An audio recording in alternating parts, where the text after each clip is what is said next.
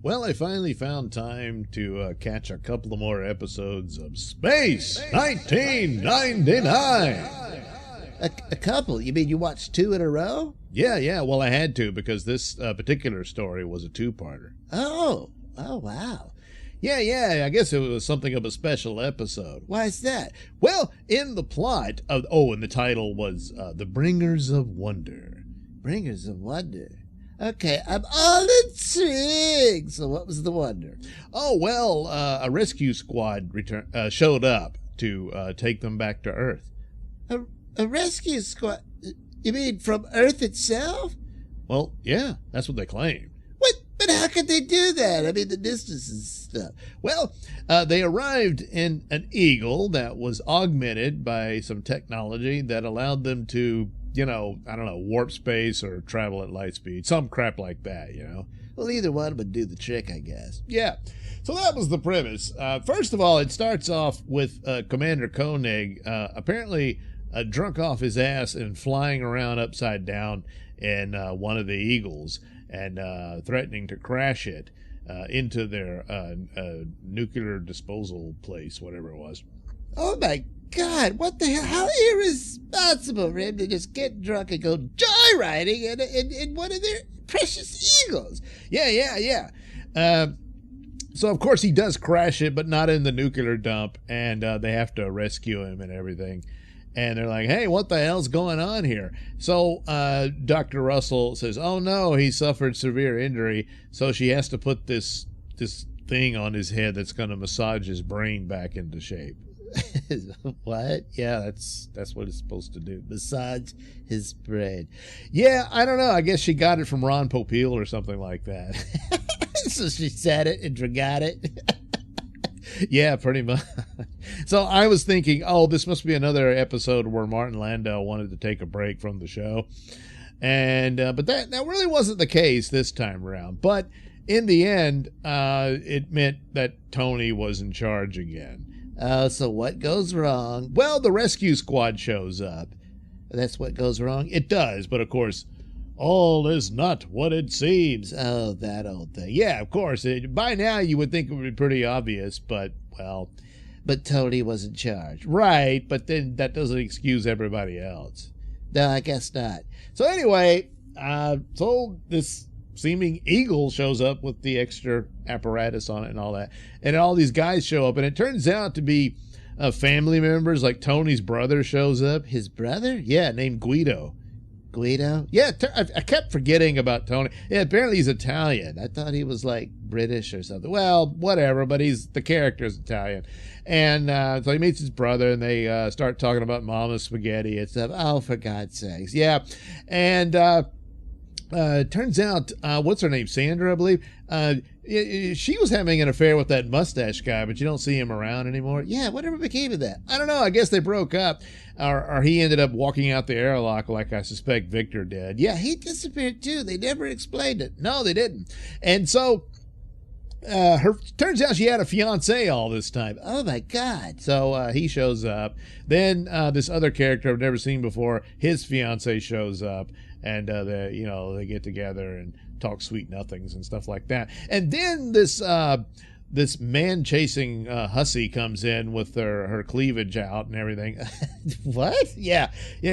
And was having a bit of a meow session with Helena because apparently she was an ex-girlfriend of Commander Koenig. Uh-oh, meow. Yeah. And all that's going on, Well, wait a minute. I mean, what are the odds that the rescue crew would be consisting of their friends and family members?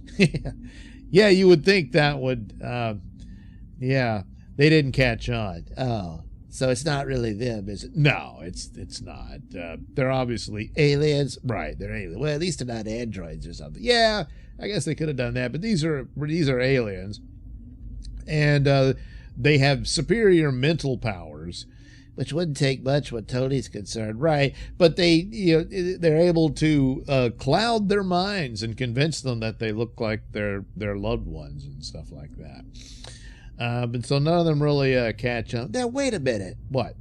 Now, they've been floating around in the distance of space, and there's the time differential. And, of course, they explained they had their technology to make the gap, but still, I mean, they would be much older if they were alive at all, considering how much time has passed on the Earth since they've been,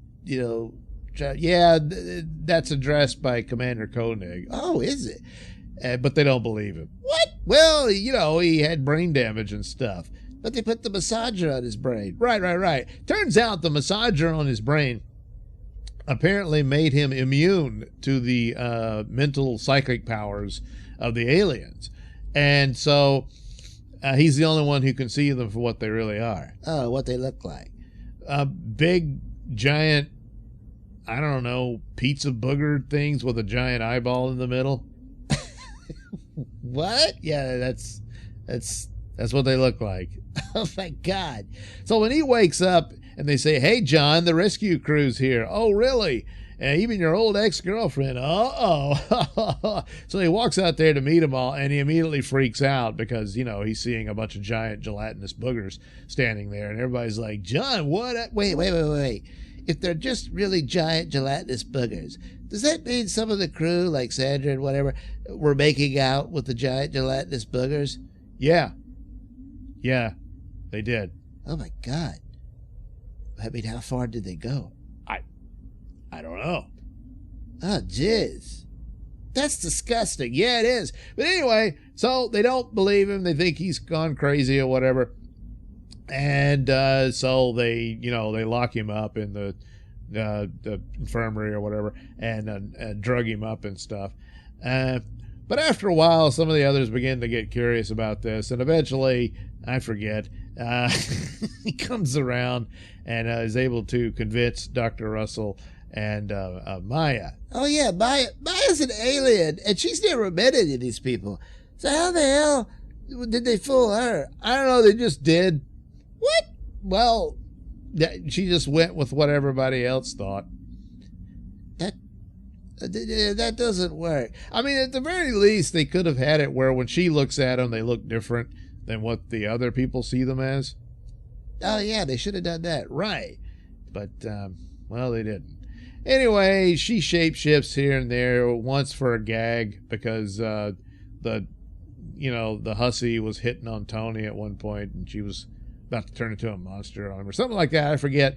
Oh, God. Yeah, and then she turned into a cockroach at one point. She's done that before. Yeah, they have to be careful not to step on her. And then there was his crew member. The aliens were driving him crazy so that he would destroy their records and whatnot. And what for? I don't know. I guess they would have helped him figure it out or something. And then she goes in to attack him and sets him on fire, and he dies. Oh, my God. Well, look, it was bad and stuff. It's even worse now. Yeah, well, they laugh about it later, I think. What? Well, they laugh at the end of each show. Oh, yeah. So anyway, it's a two-parter. Then one of the aliens comes in, and I don't know, it looks like he's about to rape Commander Koenig, and he's like, oh, you can't blame him. No. And then that's to be continued to next episode, of course. And then the whole plot is that they wanted to detonate the nuclear waste on the planet. Oh, the moon, rather. What for? Turns out they feed on radiation. Well, there's plenty of that in space. Yeah, but I guess they hadn't figured that out. They had radiation on their planet, but they had absorbed it all. Oh, come on. Yeah, well, I guess that explains why they look the way they do. But they needed an eruption. They couldn't just, take the radioactive material. So they wanted it to explode because I guess it gives them a bigger high or something. Oh, my God. So there's a chase on the moon. Oh, God. And, of course, they have to go in slow motion, and they're playing their terrible 70s music, and it really doesn't work at all. Terrible music scoring for action scenes or whatnot. And they fight. But eventually they get the better of them, and the boogers all fade away. And then they laugh about it later. Oh, God. That's just... Yeah, it's stupid. But at the same time, overpowering mental powers could explain that they were bamboozled. And then, of course, they did have it where Koenig, they attacked him first as the leader, and that's why he wasn't drunk or anything. He was they were messing with him, trying to get him to crash into the nuclear waste so they could get the energy and stuff. Right. So that was that, but boy, the execution just, it didn't go very well. But the design of the aliens was unique. I mean, they're basically just big square like globule things with eyes. Well, that does sound alien. Yeah, I guess so. So I can give them that. So there you go. Another episode, or well, two episodes. That's right. 2 episodes of Space 1999.